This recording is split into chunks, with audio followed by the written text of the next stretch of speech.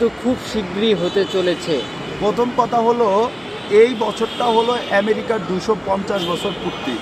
আর আমেরিকার 250 বছর পূর্তি উপলক্ষে পুরো পৃথিবী যারা নিয়ন্ত্রণ করে, মানে পুরো পৃথিবীর যে বিজনেস সিস্টেম যারা নিয়ন্ত্রণ করে, তাদের একটা আইডিওলজি বের হয়েছে এই বছরের প্রথমে, যেখানে তারা দেখাচ্ছে যে 2050 তারা কীভাবে, মানে 250কে তারা 250 বছর কীভাবে তারা উদযাপন করবে সেটা তারা সাজিয়ে নিয়েছে।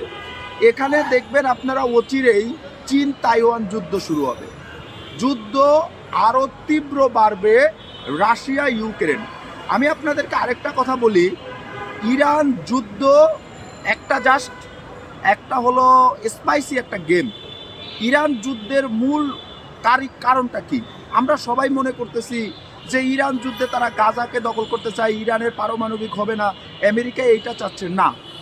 আসল বিষয়টা হলো পুরো পৃথিবীর নিয়ন্ত্রণ হলো ইসরায়েলের হাতে, আর আমেরিকা হলো তাদের একটা, মানে কি বলবো, একটা প্লে কার্ড। আমেরিকা জাস্ট একটা প্লে কার্ড হিসেবে আছে, আমেরিকাকে তারা প্লে কার্ড রাখছে। এখানে সম্পূর্ণ গেমটা করতেছে ইসরায়েল।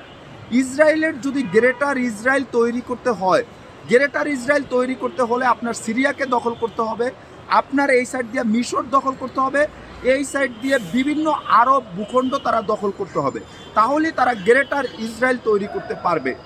ইরানের উপরে আক্রমণ করার কারণ হলো হরমুজ প্রণালী তারা সম্পূর্ণ নিয়ন্ত্রণে নিতে চাচ্ছে। এইটা হলো তাদের একটা ব্যবসায়িক একটা টার্নিং পয়েন্ট। ব্যবসার টার্নিং পয়েন্ট কীভাবে?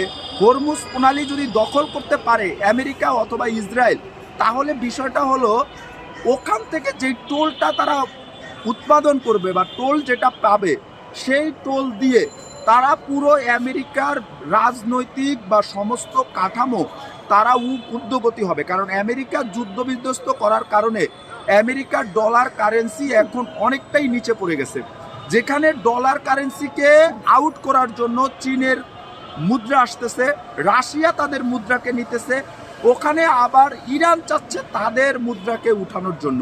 তো হরমুজকে দখল করার তারা একটা পায়তারা করছে। আরেকটা বিষয় হলো, আমেরিকার ডোনাল্ড ট্রাম্পকে তারা একটা টুরুপের তাস বানাচ্ছে। ডোনাল্ড ট্রাম্প যে কোনো মুহূর্তে শেষ হয়ে যেতে পারে, ইজ প্রেডিকশন। কারণ ডোনাল্ড ট্রাম্পকে শেষ করার মূল কারণ হলো, ডোনাল্ড ট্রাম্পের পরে আমেরিকার প্রেসিডেন্ট হতে পারে দুইজনের নাম আসছে। একটা হলো মার্কো রুবিও, যে কিনা প্রকাশ্যে ইহুদিদেরকে সাপোর্ট করে। আসলে আমরা এগুলো অ্যানালাইজ নাই আমাদের। প্রকাশ্যে ইসরায়েলকে সাপোর্ট করে এবং সে কট্টরপন্থী ইহুদি, যার সাথে ইসরায়েলের সম্পর্ক ভালো, তাকে যদি আমেরিকার প্রেসিডেন্ট করা হয় তাহলে ইসরায়েলের জন্য অনেক বড় প্লাস পয়েন্ট হবে। আরেকজনের নাম আসছে যার সাথে ইসরায়েলের খুব ভালো সম্পর্ক, যেটা হলো বিরোধী দলের কমলা হ্যারিসের সাথে। কমলা হ্যারিসকেই কিন্তু ওই সময়ে আমেরিকার প্রেসিডেন্ট বানানো হতো। সুইং স্টেটের ভোটগুলোতে সে কমে গেছে, সেই সুইং স্টেটের ভোট তাদের পক্ষে আবার চলে যাবে। আর এই তৃতীয় বিশ্বযুদ্ধের মূল কারণ হলো তারা তাদের মাসায়াকে আনার জন্য উদ্গ্রীব। আমরা জানি গাজা যে দখল করতেছে, গাজাতে যে পুনরুদ্ধার করতেছে, সেখানে ডোনাল্ড ট্রাম্পের নিজের মানে মেয়ের জামাই সম্পূর্ণ অর্থায়ন করতেছে। এবং ইসরায়েল যদি গাজাকে দখল না করে তাহলে তারা তাদের মাসায়াকে আনতে পারবে না। আর তৃতীয় বিশ্বযুদ্ধ হলেই পুরো পৃথিবীকে তারা এমন একটা রাজত্বে নিয়ে আসবে যে আমরাই পুরো ক্ষমতাধর আসছি। এই হলো অবস্থা। আসলে কোনো মুসলিম রাষ্ট্র নিরাপদ নাই।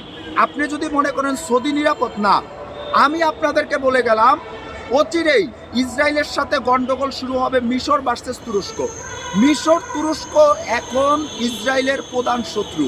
ইরানকে আক্রমণ করতেছে, ওই সাইড দিয়ে সুন্নি যেটা ব্রাদারহুড, ওইটা আবার ক্ষমতায় আসবে মিশরে ক্ষমতায় আসার পরপরই ইসরায়েলের সাথে গন্ডগোল শুরু হবে। এগুলো হলো প্রেডিকশন। এইভাবে পৃথিবীটা নিয়ে যাচ্ছে। আমরা এখন কোনো মুসলিমই নিরাপদ নাই। আপনি যদি মনে করেন বাংলাদেশের মুসলমান নিরাপদ, খুব ভুলে আছেন। বাংলাদেশের মুসলমানদেরকে আক্রমণ করবে কারা? বাংলাদেশের যেসব ইসকন নামক হিন্দু উগ্রবাদী সংগঠন আছে তারা আক্রমণ করবে। কিভাবে আক্রমণ করবে? ইসরায়েলের ফাদারল্যান্ড হলো, ইন্ডিয়ার ফাদারল্যান্ড হলো ইসরায়েল। আর ইসরায়েল যখন আক্রমণ করবে তখন ইন্ডিয়াকে বলবে বাংলাদেশে আক্রমণ করো। কাশ্মীর ইস্যু নিয়ে অচিরেই আপনারা দেখতে পারবেন কাশ্মীর ইস্যু কিভাবে চলে আসে। তখন বাংলাদেশের তৌহিদি মুসলিমরা রাস্তায় বের হবে, এই সাইড দিয়ে জঙ্গি ট্যাগ দেওয়া হবে। এইভাবেই আক্রমণগুলো চলতেছে।